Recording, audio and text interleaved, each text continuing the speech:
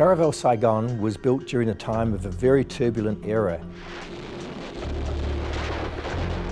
The Caravelle was the great vantage point. From the roof of the Caravelle Hotel, we could see very clearly the evacuation. This was sort of the front row seat, if you will, on the top of the Caravelle to the final stages of the war. It qualified in my mind as the perfect war hotel.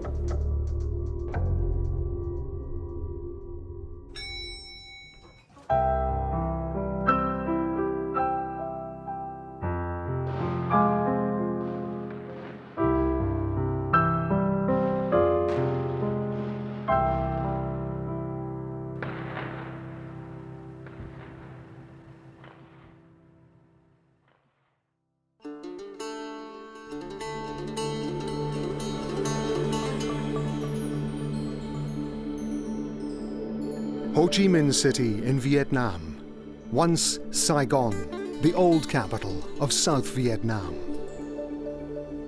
At its heart is Lam Son Square, where journalists, diplomats, military staff and spies rubbed shoulders in its famous hotels during the Vietnam War. The area around Lam Son Square, you've got the Caravelle on one side, the Continental on the other, the old Passage Eden, where the AP office was, and my office, the NBC office, and the Viz News office. All of these agencies were there. And then down the other end of the square, the Rex Hotel. This was the nucleus of the life that we led as war correspondents at that time. This is the Saigon that we knew, a very small but very pivotal area of Saigon where we sort of made our home for a number of years. The Caravelle was built shortly after the First Indochina War in 1954. At 10 stories, it was the tallest building in the city, and it became a significant base for reporters who arrived in Saigon in the early 1960s to cover the Vietnam War. John Gardner, once a general manager of the Caravelle, remembers those war reporters from his childhood. Well, the famous journalists that I recall were David Halberstrom, Peter Arnett, Neil Sheehan, Morley Safer, Tim Page. They were names that I grew up with as a teenager, watching the Vietnam War on TV every night. Fellow New Zealander Peter Arnett is credited as being the only Western journalist to cover the 20-year war from start to finish. I was assigned to Vietnam by the Associated Press as a correspondent with their Saigon bureau, and I arrived there in Saigon in June of 1962. At that time, Saigon still had the atmosphere of a French colonial city. When I arrived in Saigon, I checked in at the Caravelle Hotel. That was a residence where AP staffers who were in and out of the country always stayed. The war then was between North and South Vietnam, but as it intensified, American presence in Saigon grew. The first 400 US military advisors checked into the Rex Hotel, but some stayed at the Caravelle, enough to interest the journalists there. What was interesting to me as a journalist, that in the hotel, the Caravelle where I was staying, there were crew-cut young Americans in the bar and walking around in the restaurant, and it turned out that they were American soldiers on leave from being military advisors in the countryside. Clearly, things were moving along for me as a journalist to indicate that there was a real story at that time in Saigon. Arnett's journalistic intuition was spot on. In 1963, South Vietnam was in disarray. The unpopular and autocratic president was deposed in a coup backed by the US, and the Caravelle was at the center of the war reporting action. The Caravelle Hotel proved its usefulness and burst into the headlines.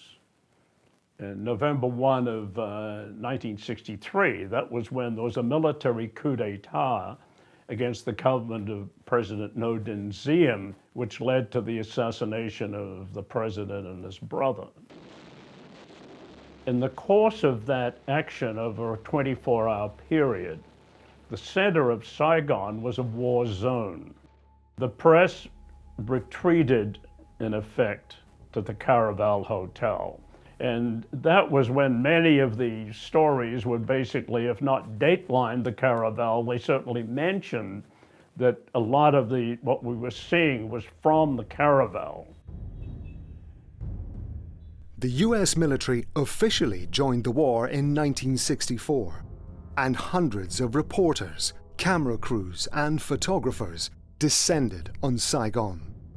Hotels quickly filled up: the Passage Eden building, the Hotel Continental, the Majestic, and, of course, the Caravelle. It became a desirable location for journalists, particularly the American networks CBS and ABC. Not only did they have correspondents like Dan Rather, Morley Safer, and others out in the field covering the actual war, but they had an administrative staff that occupied, the suites on the corners of the building, large suites, and also it was meant, dozens of rooms they'd rented permanently. For locals, these press hotels were something of a spectacle. As a boy, Hoang Van Kung lived in a small traditional house behind the Caravelle, from where he watched the news crews come and go. Hoang would become a war photographer himself. Khách sạn Caravelle là hồi tôi còn tấm bé, là tôi quanh quẩn sống cái đường tự do này. Chúng tôi là có nhiều kỷ niệm cái đường tự do này lắm. Thời tấm bé tôi 10 tuổi là tôi sinh sống con đường này thường xuyên. Một cậu bé đánh giày, một cậu bé bán báo. Thành thử từ cái đó mà đi sâu vào lòng tôi từ thời thơ ấu. Thành thử Caravelle sau này đi làm báo thì chúng tôi thường lên xuống ăn ở Caravelle rất nhiều. But soon the hotels themselves became targets. A huge explosion shook the Caravelle in 1964 after a bomb was planted on the 5th floor, where many journalists stayed. Thì thời gian đó tôi đang ở một cái cửa tiệm mà gia đình tôi đang triển lãm những cái đồ cổ. Tại đó tôi đang ở đó và đồng thời là tôi nghe tiếng bom nổ rất là kinh hoàng. Tất cả những cái đồ đạc trên tủ nó rớt xuống và tôi chạy ra cái hướng mà bom nổ rất là kinh hoàng. Lúc đó cái tiếng bom đó rồi bao nhiêu người bát nháo chạy qua chạy lại, chạy lên chạy xuống thì khiến bao nhiêu người kinh hoàng khủng khiếp lắm. 9 rooms were damaged. The windows of several cars in Tudor Street were blown out, and some passers-by were injured. Most of the journalists were out on assignment, so there were no casualties amongst them that day.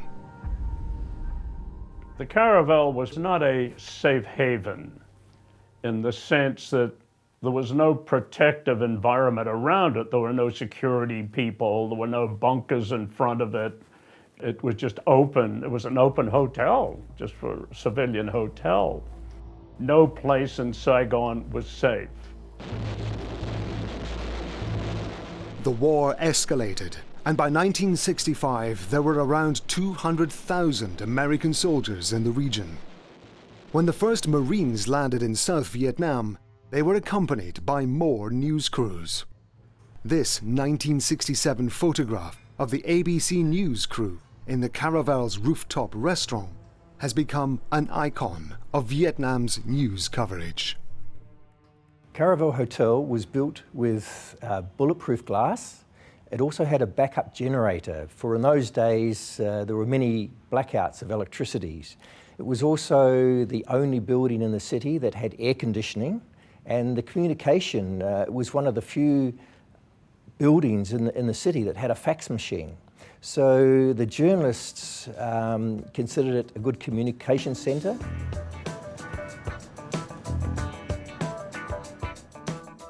First of all, it was a well-run, modern residency.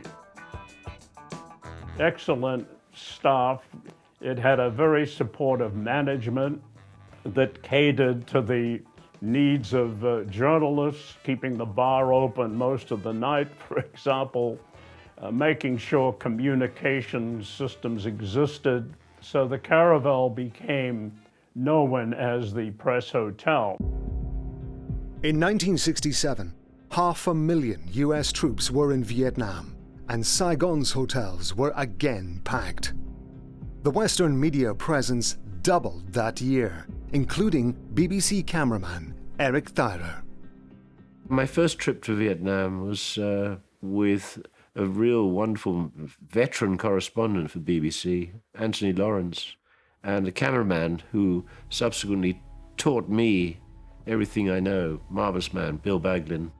We were sent off, seemed a long way away, Vietnam. I'd never been to Asia.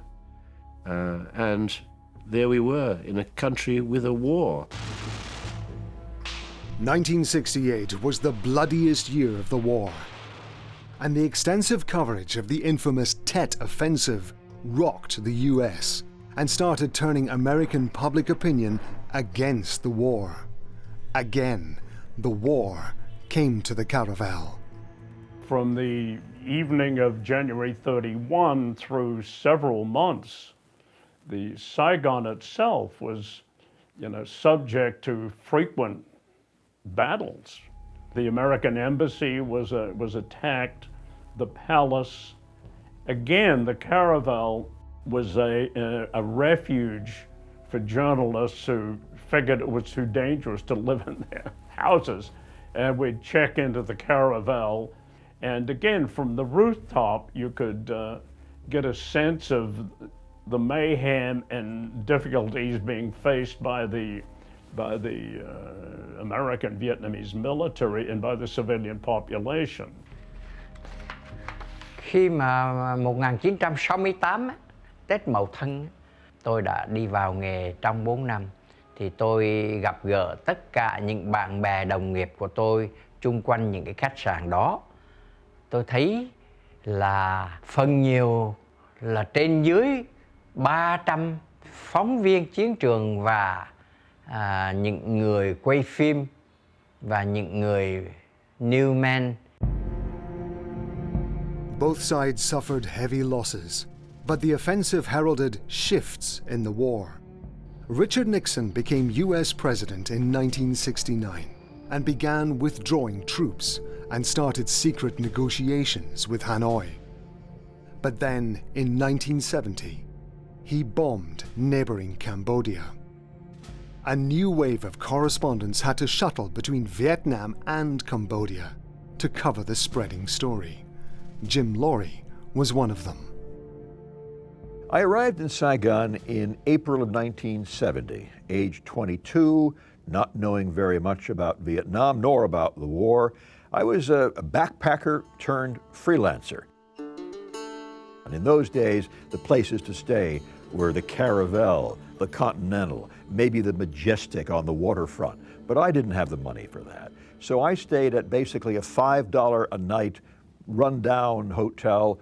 It was called the Royal Hotel. There was nothing royal about it at all. But I simply, given the money that I had, that was the place that I first stayed in 1970.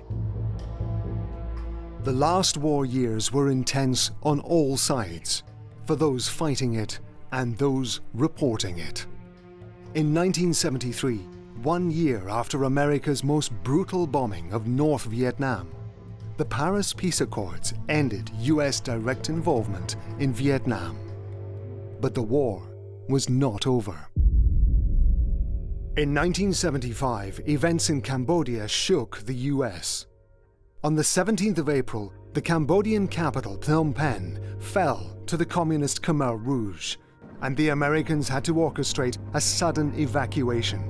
It was clear the United States was about to lose South Vietnam too. So the war reporters shuttled back to Saigon's hotels. When Cambodia fell to the Khmer Rouge, I came over to Vietnam. I arrived with a brilliant and very experienced Australian cameraman named Neil Davis. We arrived in Saigon and we're trying to decide where to stay. We thought about the Continental, we thought about the Majestic, we thought about other hotels, and we felt that maybe the Caravelle might afford a bit more security. It was a sturdier hotel, we felt, than the older Continental. So on the 26th of April, we checked into the Caravelle Hotel. I was in the Caravelle with a handful of other journalists who had decided to stay behind to see what happened when the communists took over the city. On the 29th of April, while the communists closed in on Saigon, the Americans ordered their second regional evacuation in 2 weeks. Most of the dramatic footage and photographs of the withdrawal were taken from the Caravelle Hotel. For many of the reporters that were here in Saigon from April 29, April 30th of 1975, this was sort of the front row seat, if you will, on the top of the Caravelle to the final stages of the war. From the roof of the Caravelle Hotel, we could see very clearly the evacuation at the American Embassy. It was just 2 or 3 blocks away. So all of the network cameramen set up. So a lot of people were fighting to get into the embassy, over the wall, whatever.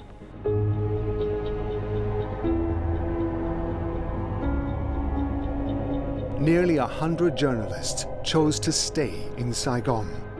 The Caravelle was a frenzy of activity in the last hours before the city finally fell.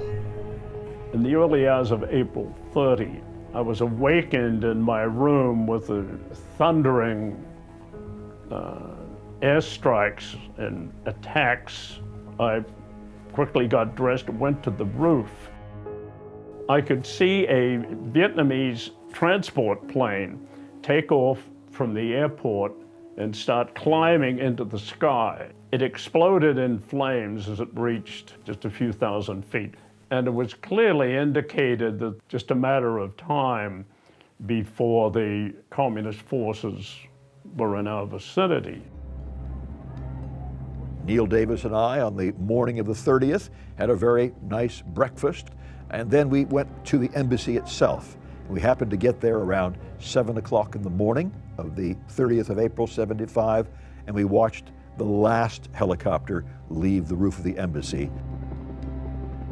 As the last American helicopter lifted off from the US Embassy rooftop, hundreds of North Vietnamese tanks, packed with soldiers, advanced into Saigon. Hoàng Văn Khung was assigned to cover the advance. Đến ra tới ngã tư Vũng Tàu và đó thì tôi thấy toàn là những cái tăng mà T-54 từ Long Khánh, từ Xuân Lộc, họ tìm cách họ trở về cái xa lộ đó thì tôi thấy khủng hoảng quá, nguy hiểm quá. Tôi bỏ nón sắt, tôi bỏ jacket, tôi bỏ tất cả, tôi chỉ mang 2 cái máy hình của tôi ngay ngực. Tôi mặc cái áo thun đó, t-shirt á, thì thử tôi là ô tô stop, tôi đón cái xe, những cái đoàn tăng đó, tôi đón thì họ chợt nhớ, họ thấy tôi, phóng viên, báo chí là họ dừng xe lại, họ mời tôi lên xe. I walked up to the American embassy, and it was being ransacked by Vietnamese, many of them angry because they hadn't been able to leave in the helicopter airlift. Many of them taking the opportunity to grab anything they could of value. Roughly an hour or so after the chaos at the U.S. Embassy and after we photographed that, we decided to split up. I went with Neil initially over to the the palace. He felt, as I did, that soon the North Vietnamese forces would be arriving. So I made my way back to the NBC News office. And then we heard on Saigon radio the unconditional surrender of General Minh, who was the provisional leader of South Vietnam at the time. Around noon, the North Vietnamese tanks reached the presidential palace gates. The first North Vietnamese tank that came through failed at first to break down the gate, and then backed up, tried again, and crashed through the gate of the palace. And Neil got that classic shot with the flag of the National Liberation Front waving from atop the tank.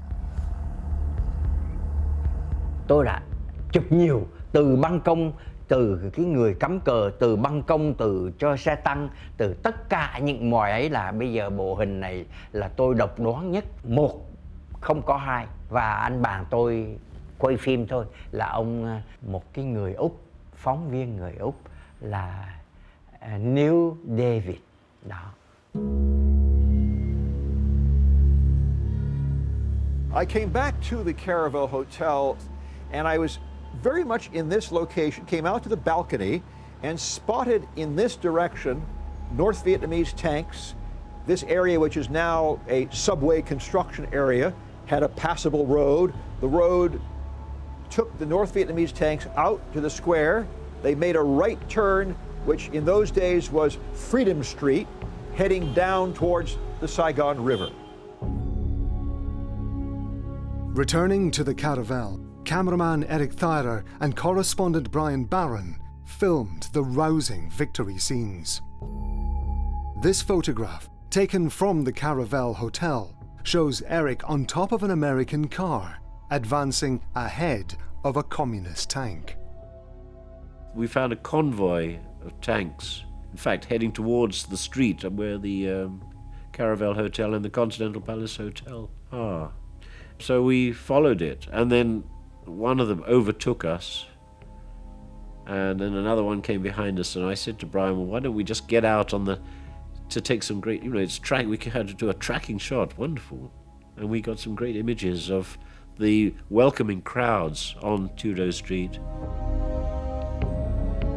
One of the interesting moments for me, I looked over at the Caravelle, and there was a large communist flag hanging from the middle windows of the hotel, about 4 rooms wide and 3 or 4 deep, that the staff of the hotel clearly had been preparing in advance that the Caravelle would be regarded favorably by the new communist occupiers.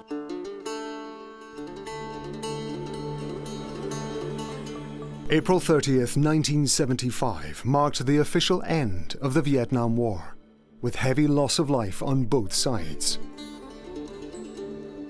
Nearly 100 journalists were killed or went missing during that war. On his roof, overlooking the Caravelle Hotel, Hoang Van Kong built a memorial to the journalists killed in the 2 Indochina Wars. Với tấm lòng, lúc nào tôi cũng hướng về đồng đội, hướng về đồng nghiệp. Chính vì là đó mà chúng tôi lúc nào cũng suy nghĩ những cái người đã hy sinh trong cuộc chiến này.